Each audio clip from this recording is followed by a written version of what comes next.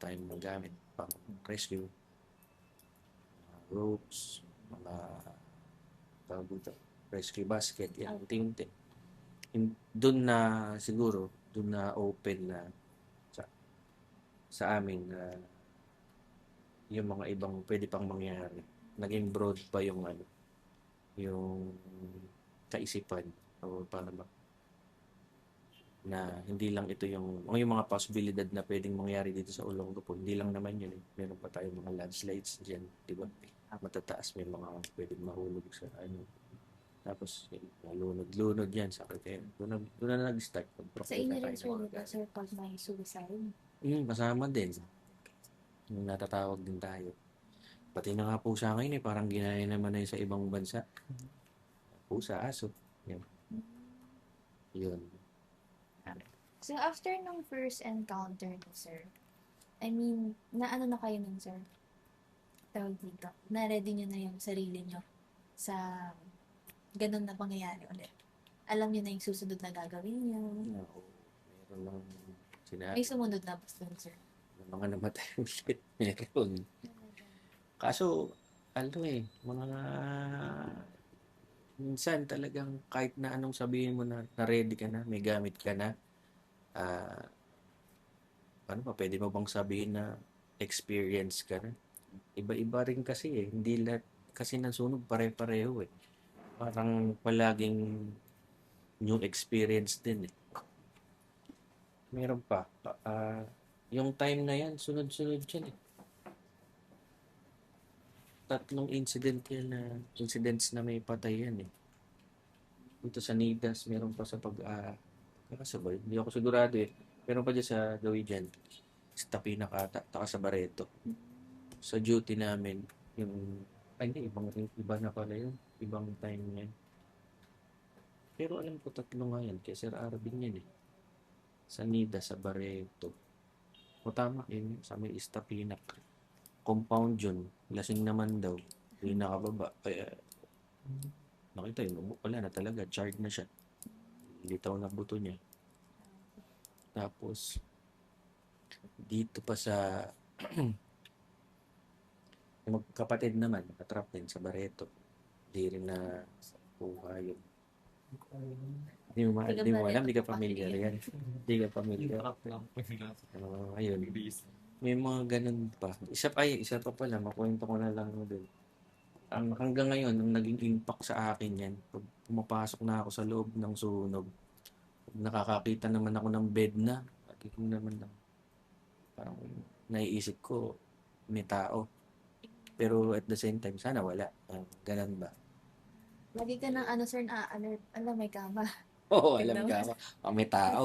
Sana wala. Yung mga ganun. No. Ito lang, last time. Kailan ba? Isang gabi. Yung JNT, nabalitaan niya. Sa 14th Street, sa may, ano ba yun? Stapina? Ah, Ay, EBB. Opo, 14 ibibig. EBB. Wala. Ayun, di may umusok. Tawag nga ron ay ng pulis. Nagpapatrol. Nakita may usok. Nag-forcible entry tayo doon. Tapos pasok kami. Sobrang kapal ng usok. Di hanapin mo kung saan nagmumula yung apoy. Hanapin mo. Hindi namin makita eh. Gapang ako. May kasama ako. Gapang kami. Yun, nakita ko na parang higaan. Doon na naman ako. Kinabahan na naman ako ng konti. Baka mamaya, may tao. O ano. So, yun, buti wala naman. O yun yung siguro. Parang trauma na rin siguro yan. Yun sa akin. Pero masasabi niyo, sir, na healed na kayo doon. I mean, yes, sir, like na lesson learned. Lagi na kayo ganyan. Naman, hindi naman siya nakaapekto na parang yung natataranta ka, nahihinto ka, hindi mo na alam yung gagawin mo. Hindi naman, hindi siya naging, tawag dito, hindi siya naging, Ano, tawag dito, sir, parang kung ko naging weakness. hindi rin naman ganun. Yun, hindi na rin siya naging hindrance ba sa pagbigay mo ng service. So yun nga, nakakita ko ng kama sa scene, ay sa fire scene, ayun. Sana walang tao. Lalo mga nakasara na pinto ng kwarto. Bubuksan mo. Sana walang tao. Para yung gano'n. Yun. Meron pa pala nangyari after ng Midas sa may sa may tabi ng Ricos. Di ba nasunog yun? Hindi nyo na rin napalitan. Yung nasunog din dun eh. Tabi ng Ricos. Ah, bumubuga na kami. Nagpa-firefighting kami. May lumapit. Hinahanap niya yung maglola daw. Iniwanan niya, ala siya. Hindi niya makita, ala sa labas. So, yun. Mga ganong lalo pag may hinahanap na tao, mas nakakakaba. Nakita niyo sila, sir? Hindi, kasi wala sila sa loob. Anong pala, umuwi ng San Marcelino ba o may ibang pinuntahan, may ibang inuwian. Dalang tao rin doon sa kanila. So, yun. Ayan po. So, sa mga ganun, sir, since ang tagal na service, expose kayo sa mga aksidente, tapos pag ano pa, sir, may namamatay. So, saan kayo kumukuha ng strength para mag-continue na tulungan ng tao? Sa family pa rin. Siyempre, sila yung inspiration mo talaga. Motivation mo. Sila yung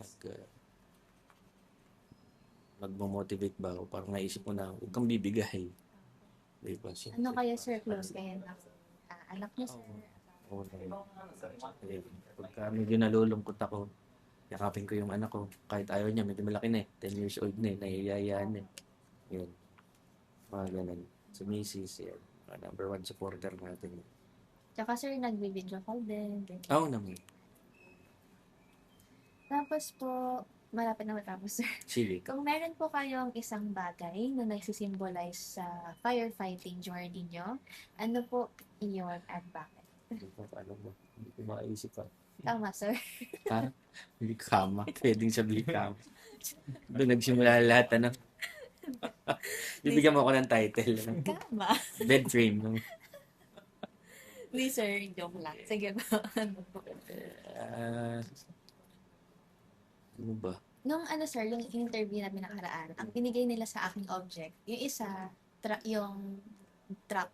Truck Yung lang. isa naman, fire hose. Kayo naman, sir, ano kaya? Pwede bang di ko nasagutin yan? Sige, okay lang, sir. Wala akong maisip eh. Wala maisip. Ano, pang pageant naman na yan eh. Pero sir, Ano? overall, sa firefighting journey nyo, anong kaya nyong masabi? Yun sir, parang insight mo, opo, Saan? sa firefighting journey nyo po. Fulfilling. So, kahit na may failed rescue kami, ako, na na-experience. Iba kasi yung pakiramdam eh. Alam niyo yun, kahit na nababash, kahit sinasabi May na mga basher kayo. marami rin. Sasabihin, palaging huli. Na yan, number 1, palaging huli, mapabagal, dumating pa, wala naman ng apoy, ubus na. Ganon. Ayun, nasabi pa nga tayo, kahit na siguro yung most corrupt agency, department, di ba? Nakakatawa lang, pero siyempre, nakakalungkot din na nakakarinig ka ng gano'n. Hindi naman lahat, oo nga, meron. Hindi naman lahat eh. Hindi kami yun. Sila Okay. siguro yun. So, yun, kahit na gano'n, iba kasi yung pakiramdam pagka naman may nag-thank you sa'yo na natulungan mo. Actually, kahit hindi nga, kasi ikaw as a rescuer, masasabi mo sa sarili mo din na successful din yung operations mo. Masasabi mo na yan kahit na may nasasabi pa yung iba, ikaw sa sarili mo, alam mo yung totoo. Dati, mga patola pa, ay wala, bahala sila sa Hindi ka buhay. naman nanonontok. Malapit na. So, para sa inyo, sir, fulfilling. At alam niyo naman yung totoo sa sarili ninyo. Oh. So, hindi niyo pinapansin yung mga bashers. Bahala sila sa buhay nila, nasweldo pa rin naman. Tatanggap lang ng bonus. Oo nga, sir, may 13th month pay ni Sabi guys. niya, isis na, bus na. Ubus na ba? Ano pa? Ayun pala, sir. Mga pahabol na to naman ako. Di ba, sir, since lalaki kayo, sabi niyo kanina, hindi kayo umiiyak Ganun, sir. May mga, Panay. meron Sige. may mga stereotypes, stigma, na Yan daw. ang lalaki hindi umiiyak. Hmm. Ano pong masasabi niyo doon? Hindi naman kasi porke hindi umiiyak yung lalaki, hindi na kami mga emotionally vulnerable. Mm. Nalulungkot din kami. Hindi ko alam kung tama pong sabihin na nade-depress din. So, minsan nagiging ano to? Nagsisente din minsan. Paano ka magsenti, sir? Nanununtok. Nakikinig. Hindi. Nakikinig ka ng malungkot, sir. Ganun. Through the years. Ang ganyan. Ito, oo, may mga ganun. Talaga, promise yun. Ewan ko, sa kanila, ako, salita ako sa sarili ko. Minsan din may pagkakataon. Minsan nga, gusto ko parang ako naman. Para ba nagpapapansin ka? Pansinin nyo naman ako na may problema ako eh. Ako naman tanongin nyo kung okay ako. Mga ganun. Buti na lang natanong natin si sir. Kasi ako pag nakikita ko naman yung kasama ko, lalo sa family ko. Pag nakikita ko malungkot, ito pa, tatanungin mo naman, normal naman yun eh. Kahit ikaw sa mga kaibigan mo, uy, malungkot ka yata.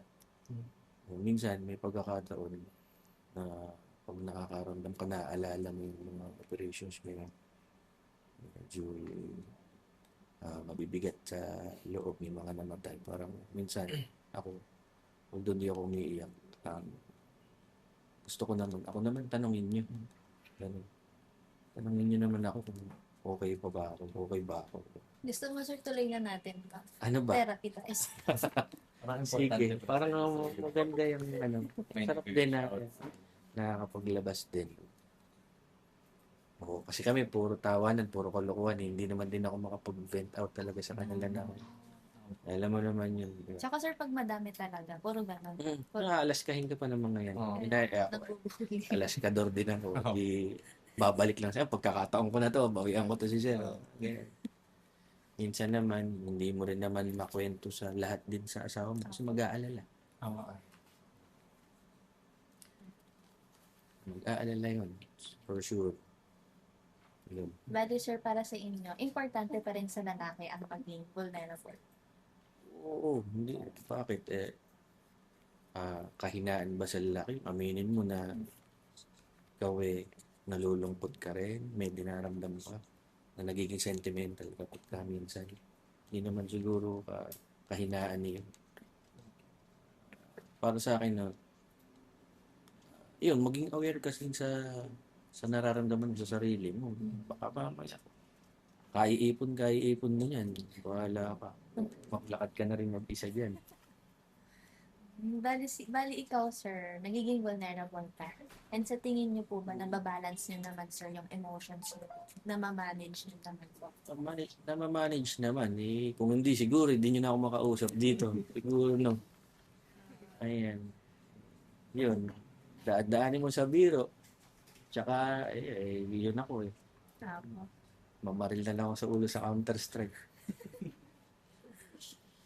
Okay, sir. Para po sa huling tanong, sir. Sige po. Ayan po. Meron pa daw. Sige po, sure. Maliban po sa apoy po, ano po yung isa pa pong kainaan niyo? Kahinaan ko.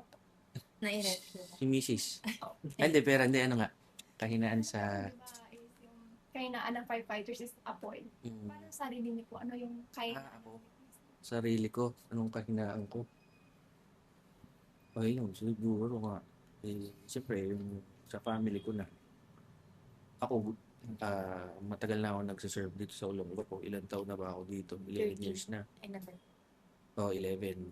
Kasi nag-training pa ako sa Laguna. 2014 ako andito eh. So, 11 years na ako dito. Tsaka ang layo ko. Isipin nyo, Kaya yung nga, biyahe sir. ko, weekly. Ang gastos ko pa lang. Di naman. Gasolina. Gasolina mo. Toll mo. Kung mag-commute ka, pamasahe mo. Kain ka rin dito. Medyo mabigat din para sa akin yung gastos. Dito. Kahinaan mo, sir. Oo, yung kainaan ko. Nawala na. Isa sa pamilya nga, sabi ko. So, yun nga, gastos. Ako, ang point ko pala doon is, pwede naman akong magpauwi, magpalapit sa kanila. Mm. Kasi pwede na ako